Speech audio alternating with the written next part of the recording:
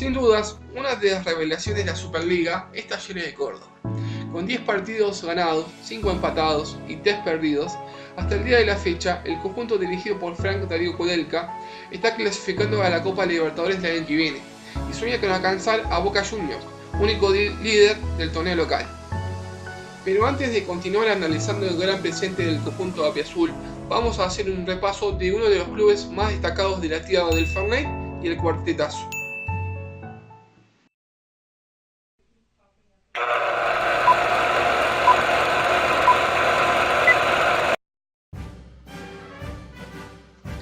El inglés Thomas Lawson fue el que encabezó la creación del Club Atlético Talleres Central Córdoba en 1913. Los primeros colores de la camiseta fueron morado y blanco a rayas. Posteriormente se pasó al azul y blanco. Para 1917, esta institución cambió su nombre al Club Atlético Talleres, como se llama actualmente. Con respecto a su estadio, el Francisco Cabacés, más conocido como la Boutique de Barrio Jardín, tiene lugar para 18.000 personas y se encuentra ubicado en Avenida Pablo Riccieri al 1595. Pero hace un tiempo hace las veces local en el estadio Mario Alberto Kempes, o la gran convocatoria que tiene Talleres. Por otro lado, en 1974 se consagró campeón del torneo zonal y oficial de la Liga Cordobesa de Fútbol. Un año más tarde, Adolfo Pedernera se hizo cargo de la conducción técnica del equipo, que obtuvo nuevamente el torneo regional y el campeonato de apertura local.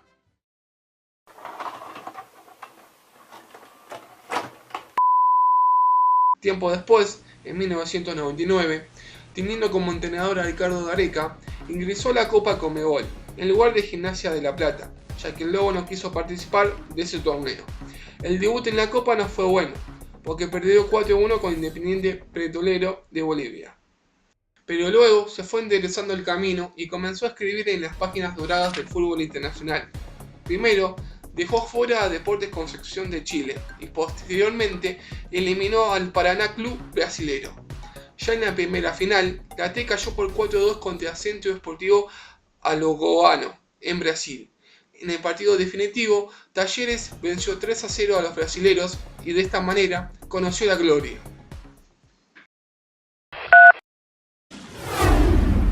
En septiembre del 2009, el juez que manejaba la quiebra del club, Carlos Talé, tomó la decisión de retirar el gerenciamiento a Carlos Ahumada, por lo cual se volvió al manejo del fideicomiso. En noviembre se le designó como nuevo juez a Saúl Silvestre, quien autorizó que la Fundación Azul y Blanco haga aportes económicos en el club. A fines del 2014, después de casi una década sin una comisión directiva propia por el estado de quiebra, Talleres comenzó el levantamiento definitivo de esta y se le facilita ir a las urnas para elegir a los sucesores del Fondo de Diversión. El 16 de noviembre de dicho año se llevan a cabo las elecciones, en las que estuvo como triunfador el empresario Ander Fassi. A fines del 2016, se da por finalizado el proceso de quiebra que había comenzado en 2004, dando a paso a una nueva era en Talleres de Córdoba. En la actualidad, la T, gracias a sus socios y una comisión directiva que trata de que Talleres sea una institución modelo, teniendo como DT a Kudelka y con varios jugadores de renombre como Javier Gandolfi, Juan Cruz Comar y Pablo Guiñazú, sumado a los nacidos del club como Nahuel Bustos, Cristian Ojeda y Franco Malagueño, Talleres apuesta a soñar a conocer la gloria nuevamente, porque soñar no cuesta nada.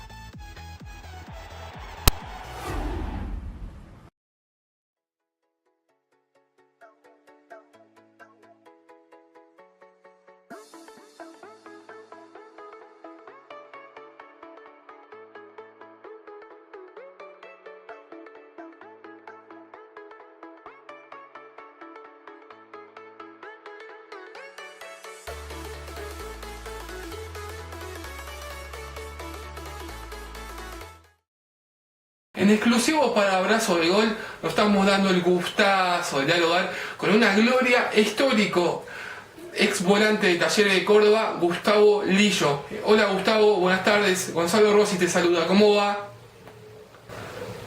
Hola Gonzalo, ¿qué tal? Buenas tardes. Muy bien, Bien, muchas gracias por estos minutos. Antes que nada, ¿nos podés recordar? Gracias a ustedes. No hay de qué. Antes que nada, ¿nos podés recordar cómo llegaste a Talleres de Córdoba? Bueno, Talleres llego después de ascender con Godoy Cruz a la Primera B Nacional. Jugar 3 años en Godoy Cruz, tener la posibilidad en esos 3 años de enfrentarlo a Talleres, porque estaba Talleres también en Nacional B. Y bueno, y en el 97 se da la posibilidad de que Talleres me dé la posibilidad de seguir la carrera en Talleres de Córdoba, y bueno, entre los clubes se pusieron de acuerdo y Talleres me compra el pase definitivo. ¿Y con qué club te encontraste cuando llegaste a Córdoba, Gustavo? Con un club, la verdad que con mucha ilusión.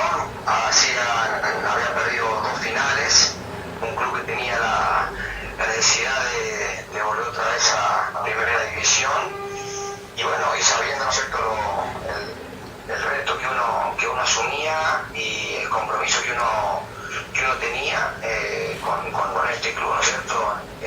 Uno, cuando lo pudo enfrentar y tuvo la posibilidad de enfrentarlo, tuve la suerte de jugar 2 veces acá a Córdoba contra Talleres, y bueno, y uno ahí vio la magnitud, ¿no es cierto?, de lo que era este club, de lo que representaba en el interior. Y bueno, cuando llegué sabía que venía con un reto importante, que era, como te dije, tratar de volver otra vez a Talleres a primera división, y más con el antecedente de que Talleres pierde las 2 finales, pierde contra Huracán de Corrientes y pierde con Gimnasia y Tiro de Salta por penales. Por otra parte, Gus, me gustaría saber qué se siente disputar un clásico cordobés. No, la verdad que es algo inexplicable, ¿no? Cómo se vive acá en Córdoba el clásico, hace que uno tenga una predisposición especial una semana antes de por ahí jugarlo, de cuando sale el fixture, saber cuándo es la fecha que lo vas a enfrentar, y bueno, y uno se prepara de forma por ahí diferente, porque la provincia se vive de una manera muy especial. Entonces poder tener la posibilidad de disputarlo es algo muy lindo. La verdad que se siente con mucha energía, con mucha adrenalina, poder estar dentro de la cancha, y como te dije, se vive una semana antes preparándolo, y después se vive una semana después, si tuviste la suerte de ganarlo, de disfrutar, y si tuviste la desgracia de poder perderlo, de estar amargado una semana. En relación a la Copa Comebol que obtuviste con la T, ¿qué recordás? Vale destacar que Talleres entra a ese torneo en lugar de Gimnasia. Sí, ese lugar le correspondía a Gimnasia, y bueno, Gimnasia cede la plaza, y la agarra los dirigentes, ¿no es cierto?, de Talleres para poder jugarla. Y bueno, la verdad que era algo muy lindo, como te dije, era otro desafío, tener la posibilidad de ya haber hecho una buena campaña para quedarse en Primera División, y estar un poco más lanzado para poder enfrentar esa Copa. Y bueno, de a poco surgió el primer partido, de ir descubriendo, nosotros podíamos jugar a Bolivia, y la verdad que lo sentimos, el tema de la altura, no traer un buen resultado, pero bueno, sabiendo de que había muy buen grupo, y que las cosas se podían revertir. Y bueno, acá de local nos hicimos muy fuerte, de local con la ayuda de la gente, con el seguimiento, ¿no es cierto?, de jugar esa copa, pudimos revertir muchos resultados, como fue, ¿no es cierto?, el del primer partido, que perdimos 4-1, y acá lo dimos vuelta 3-0 y fuimos a penales, y el partido de la final con Sportivo Alagoano. Después los partidos contra Deportes de Concepción y con el Atlético Paraná no hubo mucha diferencia en el resultado. Fueron partidos muy cerrados, en los cuales uno también con el equipo brasileño también se pasó a la otra ronda por intermedio de los penales. En relación a ese campeonato que lograste con el equipo cordobés, ¿en qué partido te diste cuenta que estaban para grandes cosas? ¿Me hablas de la Copa? Sí. En el primer partido, cuando dimos vuelta, como te dije, el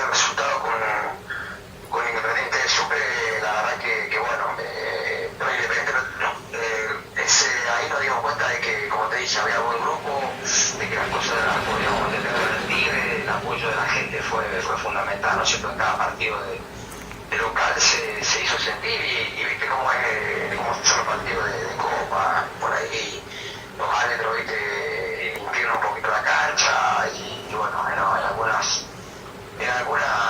jugadas fuimos favorecidos por la presión de la gente, que nos ayudó, como te dije, a poder dar vuelta a un resultado muy adverso como fue el primero.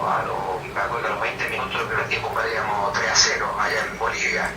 Y bueno, y ahí donde vos por ahí te pones a pensar que cuando hay un buen grupo, cuando tenemos un buen plantel, cuando por ahí las cosas no salen futbolísticamente, pero bueno, pones mucha gana, mucho sacrificio, como te dije, ayuda a la gente, da cuenta un resultado se puede conseguir y ahí creo que nos dimos cuenta de que podíamos llegar lejos en la Copa.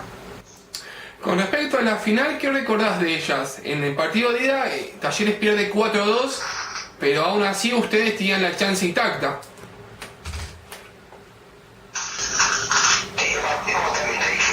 La final fueron situaciones por ahí que no se dan a entender muy a menudo, de arrancar una copa y que te dan 4 goles. Por ahí uno arranca la copa y trata de estudiar al rival, de no regalar mucho y bueno, y también en una final.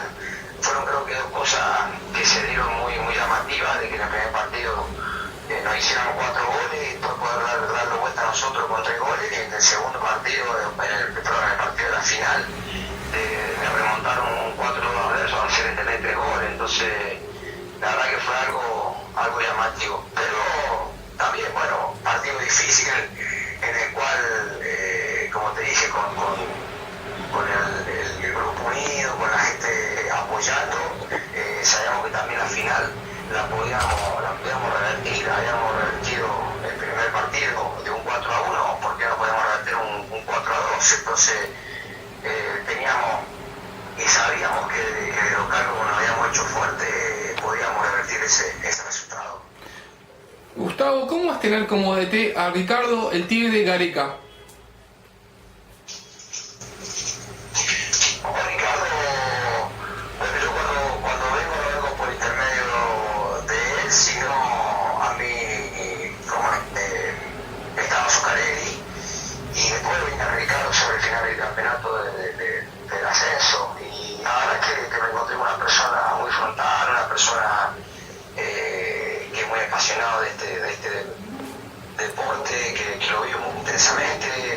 Que trata de transmitir y trata de estar en todos los detalles. La verdad que es una persona humanamente muy excelente y después también a nivel de conducción de grupo, de conducción, estar a cargo de un plantel también, ¿no es cierto? Sabe cómo manejarlo, sabe cómo por ahí plantear, entender los partidos también. Entonces la verdad que una persona muy completa, un técnico muy completo que me ayudó también muchísimo en mi carrera. Las últimas 2 preguntas, Gus.